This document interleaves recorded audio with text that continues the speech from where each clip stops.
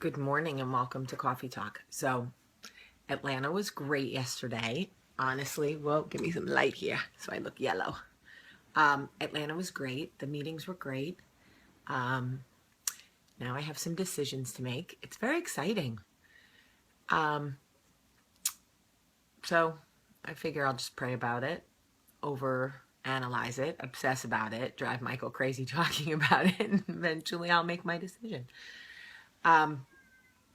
So I got up this morning and was reading some letters from you guys over the last week. I try to read at least 20, and there was one from a young girl who went through a transformation. She is in high school, and she found out that her best friend slept with her boyfriend. Naturally, she is heartbroken. But she said something so amazing. She said, since watching your videos, I've been watching you for about 6 months, and since watching your videos, I realize that I have the potential to become the girl that hates her but forgives him. And she said, I don't want to be that person. If I can't forgive both of them, then I will choose to forgive neither. But how do I find closure? First of all, slow clap for the very young girl who has the wherewithal to know that 9 times out of 10 as women, we do that. I don't 100% know why. We forgive him. And then she becomes Becky with the good hair, right? But it is, don't beat yourself up too much about it, because a lot of us do it. And I think that there is shame in being the Becky with the good hair, right? There is shame in being the side chick, the one who sleeps with the married man or sleeps with the boyfriend. Sure, there's shame in that. And it's very easy for all of us wives and girlfriends to stand in our righteous place and point our finger going, you, Becky with the good hair, you, look what you did, home wrecker. But you know what it is 9 times out of 10? It's the shame we feel that as the wife or the girlfriend, we are not ready to leave. So many of us stand in our place as the wives or the girlfriends or the fiancés or whatever, saying, if he ever cheated on me, I'd be out. And then it happens and you realize you don't want out. And that's okay. You don't want out because you love him, because you've built a life with him, because you believe in vows or happily ever after or whatever, because you have children, or maybe you don't, because you own a home together, or maybe you don't. Maybe you just don't want to leave. I am the last one to judge.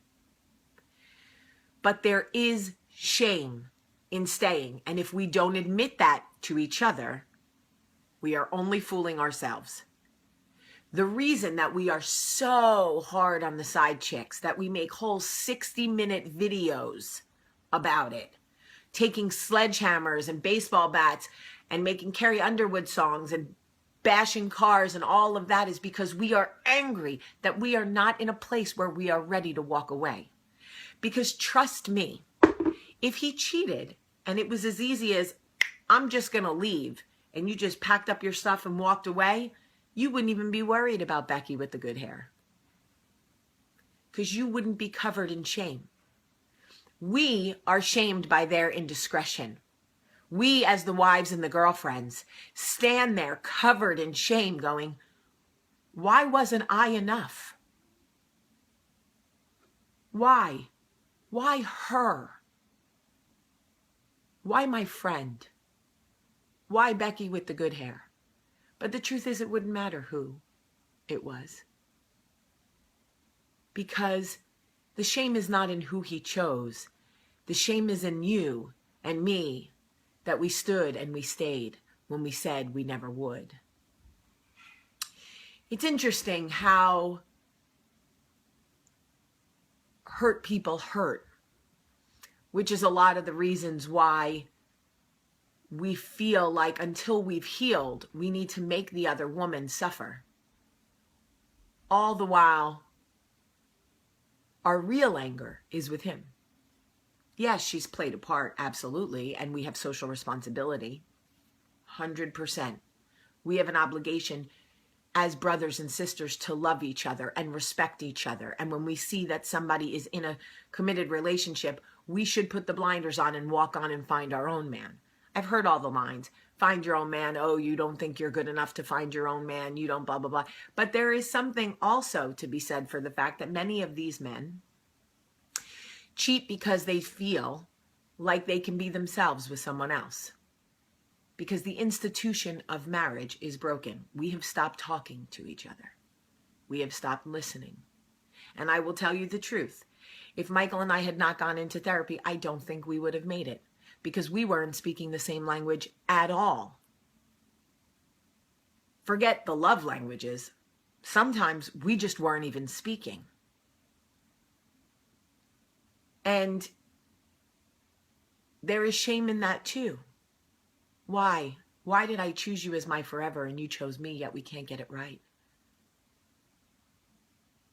Not only can we not get it right, but we're doing it wrong. And we've made these beautiful children and built this beautiful home, but what does it mean? It's go.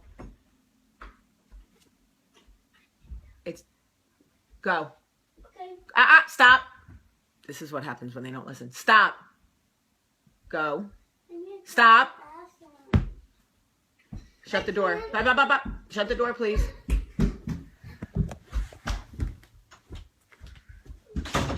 Y'all, they come in trying to steal my Band-Aids. Okay, my kids are obsessed with Band-Aids, and they try to sneak into my room and get my Band-Aids and stick them all over themselves. That is a coffee talk for another day. I lost my train of thought. And that's frustrating. But that's also motherhood. A lot of times I walk into a room and I don't even know why I'm there.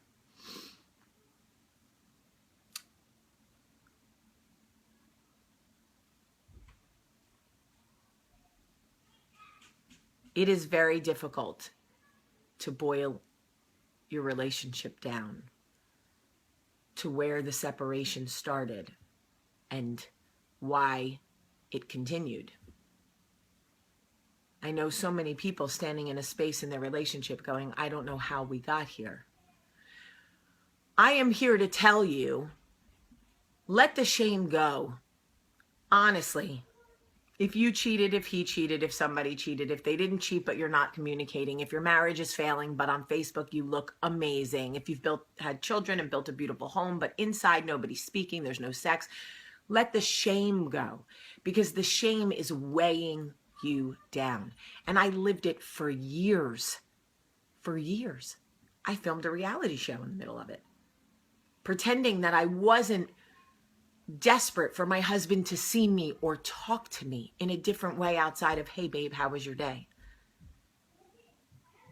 I was covered in shame and it was destroying me. Hurt people hurt. The more shame you carry, the more you want to hurt someone else.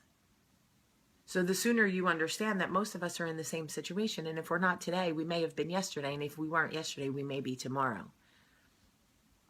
Let us help you. Let us love you back to life, because the sooner you start to heal yourself, the sooner you can see clearly and take your focus off Becky on the good hair and put it back in your marriage or relationship where it needs to be, so the two of you can start speaking to each other again. I don't know if any of this made sense. I know what I was trying to say, but I'm all flustered. I love you so much today. Have a great day.